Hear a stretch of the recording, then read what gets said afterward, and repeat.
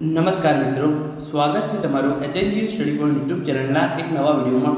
મિત્રો, આજના આ વિડીયોની અંદર આપણે ગુજરાત પોલીસ ભરતી બોર્ડ દ્વારા પોલીસ કોન્સ્ટેબલની જે લેખિત પરીક્ષા 15 જૂનના રોજ રવિવારના દિવસે યોજવામાં આવી હતી, એની અંદર જે 2,47,803 ઉમેદવારો કુલ પરીક્ષા આપવાના હતા, એમાંથી કેટલા ઉમેદવારો પરીક્ષા આપવા માટે હાજર રહ્યા, એનું કટ ઓફ જે છે એ કેટલું રહી શકે છે, કેવા પ્રશ્નો પૂછવામાં આવ્યા હતા, પેપર સરળ રહ્યું હતું કે અઘરું, કટ ઓફ કેટલું રહેશે. ઇન શોર્ટ, આ પરીક્ષા વિશેનું સંપૂર્ણ એનાલિસિસ જે છે એ આપણે આજના આ વિડીયોની અંદર કરવાની છે. OMR શીટ તમે કઈ રીતે ડાઉનલોડ કરી શકો છો અને પેપર સોલ્યુશનની જે PDF છે એ ટેલિગ્રામ ચેનલની અંદર મૂકી દેવામાં આવી છે.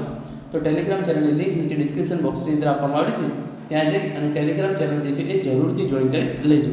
તો તમે અહીં જોઈ શકો છો, ગુજરાત પોલીસ કોન્સ્ટેબલ લેખિત પરીક્ષા 2025 કેટલા ઉમેદવારો હાજર રહ્યા, કટ ઓફ કેટલું, કેવા પ્રશ્નો પૂછવામાં આવ્યા હતા, પેપર સરળ હતું કે અઘરું, આ તમામ માહિતી જે છે એ આપણે જોવાના છીએ.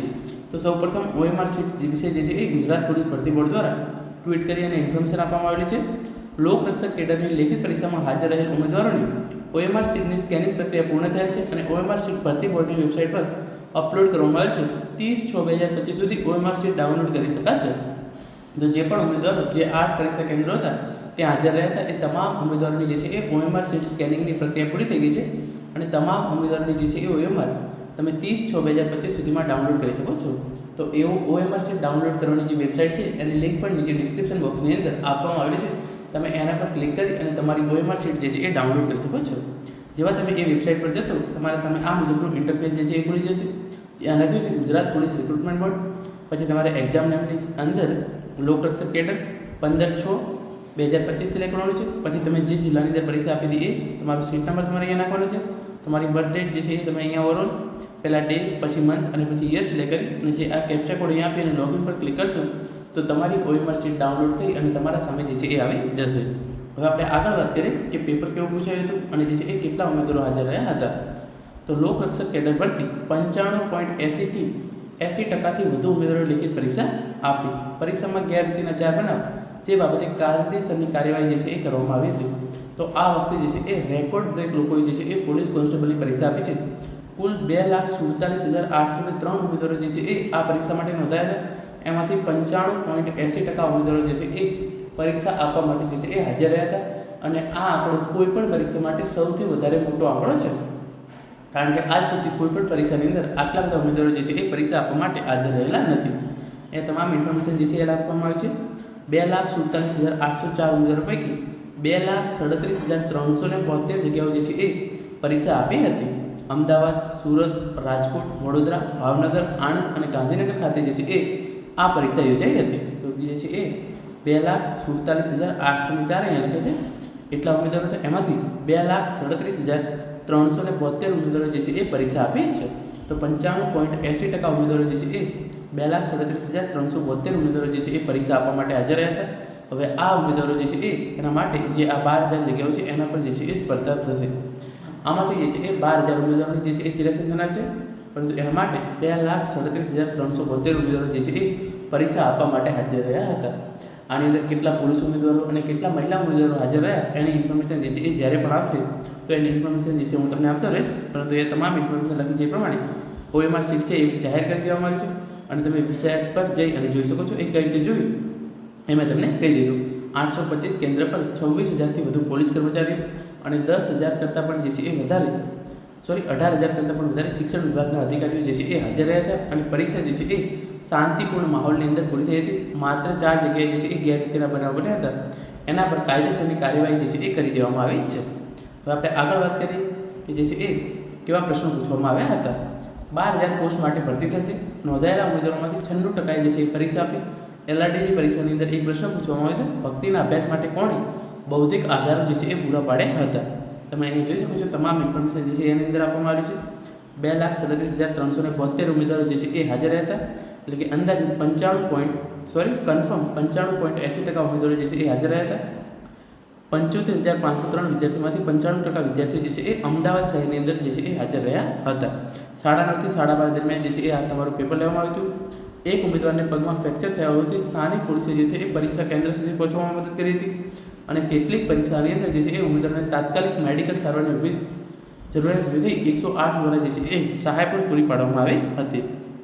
પછી અહીંયા કેવા કેવા પ્રશ્નો પૂછવામાં આવે છે એના રિલેટેડ અહીંયા લખ્યું છે પ્રમાણે ભારતીય બંધારણમાં હેબિયસ કોર્પસ રીટ જારી કરવાની સત્તા કોને અપાઈ છે? લોકસભાની બેઠકો યોજવા અંગે બંધારણમાં કયો નિયમ? બજેટ અને નાણાકીય બાબતોમાં સંસદની પ્રક્રિયા કયા આર્ટિકલ હેઠળ આવરી લેવાય છે? આંદામાન અને નિકોબાર ટાપુઓ પર પ્રાદેશિક અધિકાર ક્ષેત્રે કઈ ઉચ્ચ અદાલત ધરાવે છે? પછી માનવીના જીવનમાંથી શું ખસી ગયું છે? ભક્તિના અભ્યાસ માટે કોણે બૌદ્ધિક આધારો પૂરા પાડ્યા છે? બ્રિટનની સંસદે ગવર્મેન્ટ એક્ટ ક્યારે પસાર કરી ભારત પર સત્તા મેળવી? મંગલ પાંડેએ કઈ લશ્કરી છાવણી પર હુમલો કર્યો હતો? ગુજરાતમાં મેઘ મલ્હાર પર્વ ક્યાં ઉજવાય છે? પછી ચેસમાં સૌપ્રથમ ભારતીય મહિલા ગ્રાન્ડમાસ્ટર કોણ છે? પુસ્તકો વગરનો ઓરડો આત્મવિનાના શરીર જેવો છે, આ વિધાન કેવું છે? આવા પ્રકારના પ્રશ્નો જે છે એ પોલીસ કોન્સ્ટેબલની લેખિત પરીક્ષાની અંદર પૂછવામાં આવ્યા હતા. પાર્ટ એમાં પૂછાયેલા મોટા ભાગના પ્રશ્નો જે છે એ સામાન્ય હતા. તો પાર્ટ એ જે છે એ ઓવરઓલ સરળ રહ્યો હતો, પરંતુ પાર્ટ બી જે છે એણે વિદ્યાર્થીનો મોટા ભાગનો સમય જે છે એ લઈ લીધો હતો. એ લખ્યું છે વિશ્લેષણ કરતાં જણાવ્યું છે કે આ પરીક્ષામાં ગુજરાતી ભાષામાં ગુજરાતી સિરીઝ પ્રથમવાર આ લેવલના પેપરમાં જોવા મળી. અત્યાર સુધી વિદ્યાર્થીઓએ ઇંગ્લિશ સિરીઝની તૈયારી અને પ્રેક્ટિસ કરી હતી. ગુજરાતીમાં પરિચય ગ્રહણને લગતા પ્રશ્નો પણ તાર્કિક રીતે પૂછવામાં આવેલા હતા, જે વિચારોનો સમય માગી લે તેવો હતો. માહિતી અર્થઘટનને લગતા અમુક પ્રશ્નો પર સમય માગી લેતા હતા. આંતરરાષ્ટ્રીય બાબતોને લગતા પ્રશ્નો તેમજ સામાન્ય જ્ઞાનમાં પ્રશ્નો પ્રમાણમાં પૂછવામાં આવેલા હતા. પાર્ટ એમાં મોટા ભાગના પ્રશ્નો સામાન્ય હતા, પરંતુ પાર્ટ બીમાં સાહિત્યના પ્રશ્નો ઊંડાણપૂર્વકનો અભ્યાસ માગી લે તેવા હતા. તો ઓવરઓલ પાર્ટ એ જે છે એ વિદ્યાર્થીઓને સરળ લાગી રહ્યો છે પાર્ટ એ, પરંતુ પાર્ટ બીની અંદર જે છે એ વિદ્યાર્થીઓનો મોટા ભાગનો સમય જે છે એ ગયો છે. ઘણા બધા વિદ્યાર્થીઓએ પહેલી 30 મિનિટની અંદર પાર્ટ એ પૂરો કરી દીધો હતો અને બાકીનો સમય જે છે એ અમને પાર્ટ બી સોલ્વ કરવામાં ગયો. તો ઓવરઓલ પેપર જે છે એ અઘરું હતું અને કટ ઓફ જે છે એ કેટલો રહી શકે છે તો તમે એ જોઈ લો. નિષ્ણાંતોના મતે 120 માર્ક્સની આસપાસ કટ ઓફ જે છે એ રહી શકે છે. તો 110થી 120ના આસપાસ જ જે છે એ કટ ઓફ રહેશે. હું ઓવરઓલ કટ ઓફની વાત કરું છું. તમામ કેટેગરી વાઇઝ જે છે એ કટ ઓફની અંદર ડિફરન્સ આવશે, પરંતુ જનરલ કટ ઓફ આપણે જોઈએ તો 110થી 120 માર્ક્સની વચ્ચે આ 12,000 જગ્યાઓ માટે કટ ઓફ રહે તેવી પૂરેપૂરી શક્યતા છે. કારણ કે આની અંદર જે છે એ મોટા ભાગના ઉમેદવારો જે છે એ પરીક્ષા આપવા માટે હાજર રહેલા છે.